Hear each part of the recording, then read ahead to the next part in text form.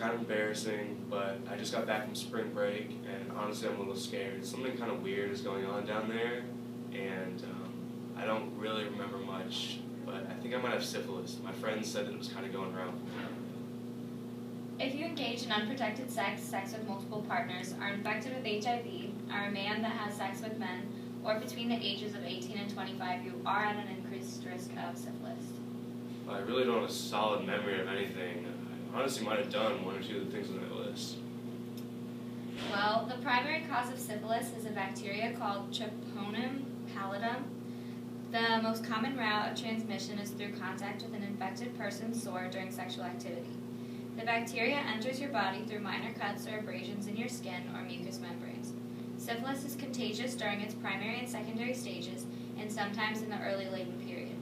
Less commonly, syphilis may spread through direct, unprotected, close contact with an active lesion, such as during kissing or through an infected mother to her baby during pregnancy or childbirth. Syphilis can be spread by using the same toilet, bathtub, clothing, or eating utensils, or from doorknobs, swimming pools, or hot tubs.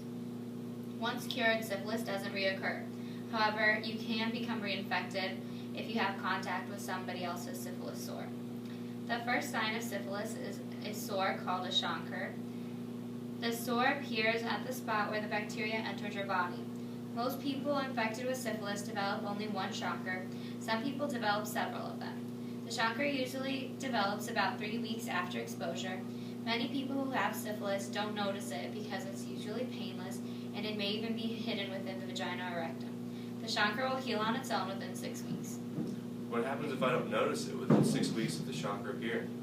Within 6 weeks of the original chancre healing, you may experience a rash that begins on your trunk but eventually covers your entire body, even the palms of your hands and the soles of your feet.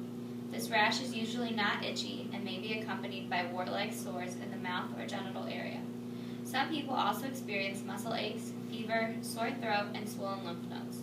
These signs and symptoms may disappear within a few weeks or repeatedly come and go for as long as a year. If you aren't treated for syphilis, this disease moves to the secondary stage or the hidden latent stage. When you have no symptoms, the latent stage can last for years. Signs and symptoms may never return, or the disease may progress to the tertiary stage.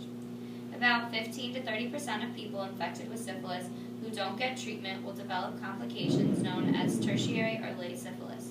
In the late stages, the disease may damage your brain, nerves, eyes, heart, blood vessels, liver, bones, and joints. These problems may occur many years after the original untreated infection. But hopefully you don't have it at all.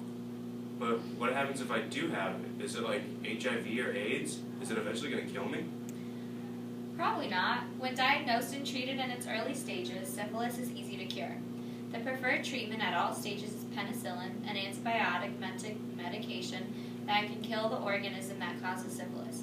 If you're allergic to penicillin, your doctor will suggest another antibiotic. A single injection of penicillin can stop the disease from progressing if you've been infected for less than a year. If you've had syphilis for longer than a year, you may need additional doses.